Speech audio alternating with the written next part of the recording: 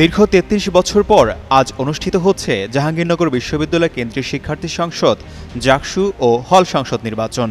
এতে ছাত্রদল, বাংলাদেশ গণতান্ত্রিক ছাত্র সংসদ বাকছাস, ইসলামী ছাত্র শিবির, বামপন্থী সংগঠন, স্বতন্ত্র সহ ৮ প্যানেলে ভাগ হয়ে শিক্ষার্থীরা প্রতিদ্বন্দ্বিতা করছেন। এ নির্বাচনে ১৭৯ জন প্রার্থীর প্রতিদ্বন্দ্বিতা করার কথা ছিল।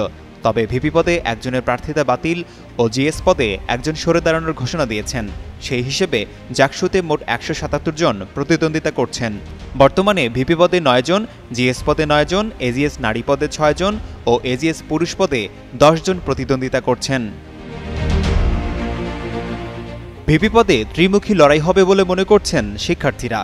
শিবির সমর্থিত আরিফুল্লাহ আবিদ, স্বতন্ত্র প্যানেল থেকে আব্দুর রশিদ জিতু ও গণতান্ত্রিক ছাত্র সংসদের প্রার্থী আরিফুজ্জামান উজ্জ্বলের মধ্যে লড়াই হবে।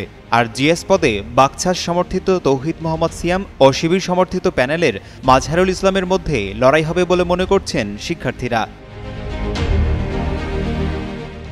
নিয়মিত ছাত্রত্ব না থাকায় প্রগতিশীল শিক্ষার্থীদের একাংশ মনোনীত সম্প্রীতির ঐক্য প্যানেলের ভিপি প্রার্থী অমর্ত্য রায়ের প্রার্থিতা বাতিল ঘোষণা করা হয়েছে।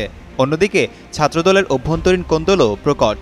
প্যানেল ঘোষণার দিন বিদ্রোহ করে জিএস পদে প্রার্থী হওয়ার ঘোষণা দিয়েছিলেন শাখা ছাত্রদলের আহ্বায়ক কমিটির সদস্য সৈয়দা অনন্যা ফারিয়া। তবে তিনি নির্বাচন থেকে পরবর্তীতে সরে দাঁড়ানোর ঘোষণা দিয়েছেন, যদিও ব্যালটে তার নাম থাকছে। এসব নানা সমীকরণে ডাকসু নির্বাচনে বাংলাদেশ ইসলামী ছাত্র শিবির সমর্থিত ঐক্যবদ্ধ শিক্ষার্থী জোটের নিরঙ্কুশ জয়ের প্রভাব জাকসুতে পড়তে পারে বলে জানান শিক্ষার্থীরা।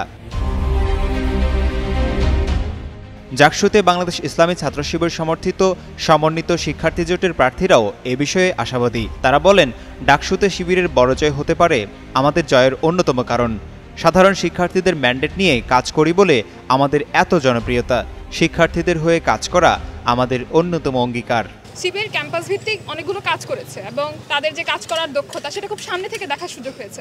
শিবিরের প্যানেলে নির্বাচন করার যে বিষয়টা, এটা আমার নিজের ব্যক্তিগত ইচ্ছা ছিল। আমার কাছে শিবিরের প্যানেল অর্গানাইজড মনে হয়েছে এবং আমার মনে হচ্ছে যে আমি এই প্যানেলে কাজ করলে ভালো কিছু করতে পারবো। সেজন্য আমি শিবির সমর্থিত প্যানেল সমন্বিত শিক্ষার্থী জোটে জোটবদ্ধ হয়েছে। সমন্বিত শিক্ষার্থী জোটের ভিপি প্রার্থী আরিফুল্লাহ যুগান্তরকে বলেন, ২ সপ্তাহ ধরে চলা প্রচারণায় কোনো অপ্রীতিকর ঘটনা ঘটেনি।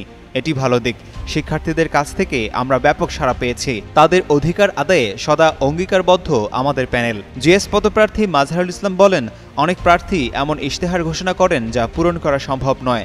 আমাদের ইশতেহারে এমন কিছু নেই। আমরা সাধারণ শিক্ষার্থীদের ম্যান্ডেট নিয়ে কাজ করতে চাই। শিবির কারো ওপর আদর্শ চাপিয়ে দেয় না। শিক্ষার্থীদের অধিকার আদায়ে আমরা কাজ করে যাব। আশিকুর রহমান, যুগান্তর নিউজ।